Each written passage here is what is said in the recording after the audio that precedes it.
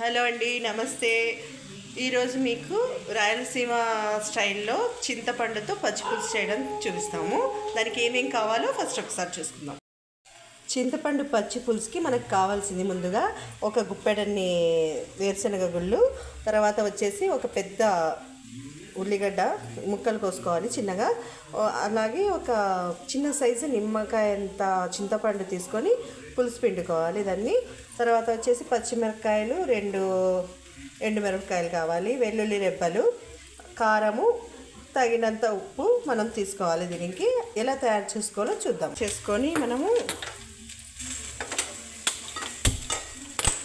ఈ వేరుశనగ గింజలు అందులో వేసుకొని వేపుకుందాము. దోరగా ఇలాగా ఎర్రగా వేయించుకోవాలి. మిక్సీ జార్లోకి వేయించిన గింజలను వేసేసుకొని అందులోకి తగినంత ఉప్పు, తర్వాత కావలసినంత కారం,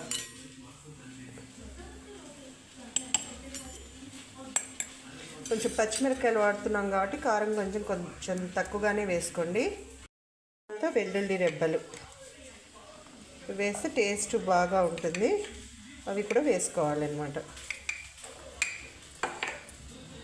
దీన్ని మిక్సీ పట్టుకుందాం. ఇలా మెత్తగా మిక్సీకి పట్టుకున్నామండి.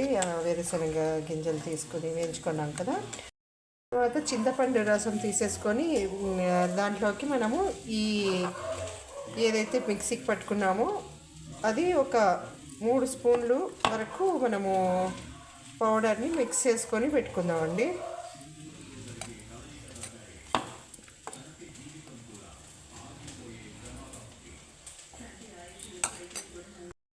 ఇప్పుడు స్టవ్ పైన ఒక గిన్నెను పెట్టేసుకొని స్టవ్ వెలిగించుకుందాము.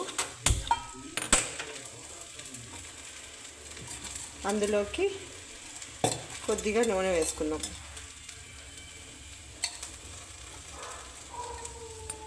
ఒక 2 టేబుల్ స్పూన్ అంత నూనె వేస్తే సరిపోతుందండి. నూనె వేడెక్కాక అందులోకి ఆవాలు, కొద్దిగా జీలకర్ర, కొద్దిగా మినపగుళ్ళు, కొద్దిగా శనగపప్పు వేసుకుందాం. తర్వాత కరివేపాకు,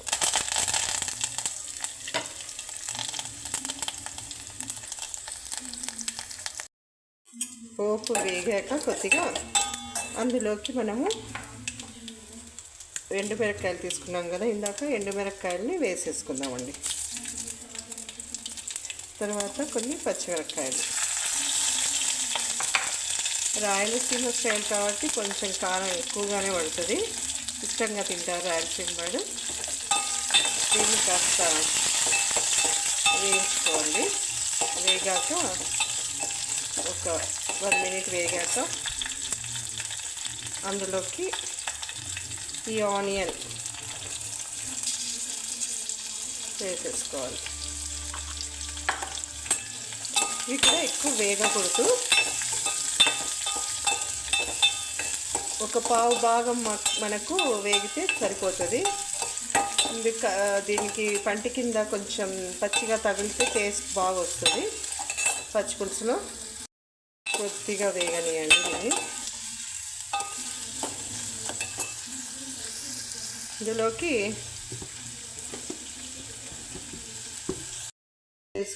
ఇందులో కొద్దిగా ఉప్పు వేసుకుందామండి. ఎందుకంటే ఆల్రెడీ మనము వేరుశనగ గింజలు పొడి చేసాం కదా, అందులో కూడా కొద్దిగా ఉప్పు వేసాము. మరి ఈ 2 ఎక్కువైపోతాయి. కొద్దిగా వేసుకోండి, ఉల్లిగడ్డలు కొంచెం తొందరగా వేగుతాయి అనేసి, అంతే. ఇవి కొద్దిగా వేగాక ఇందులోకి చిటికెడు పసుపు వేసుకుందాము.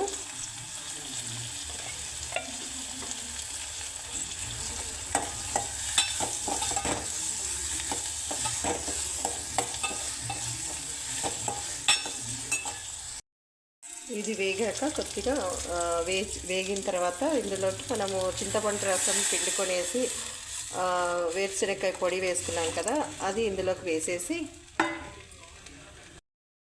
ఇందులోనే ఇంకొద్దిగా నీళ్లు వేసేసుకొని అడుగున ఉన్న పౌడర్ అంతా దీంట్లోకి వేసేస్తామండి.